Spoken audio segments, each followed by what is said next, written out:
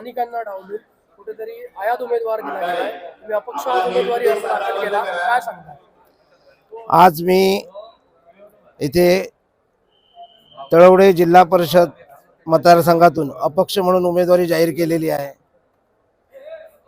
सर्व जिल्हा स्तरातून तालुका स्तरातून मला या बाबतीत फोन आले। म्हणजे एक मतदारसंघ असा आहे जिथे 14 लोक इच्छुक होते।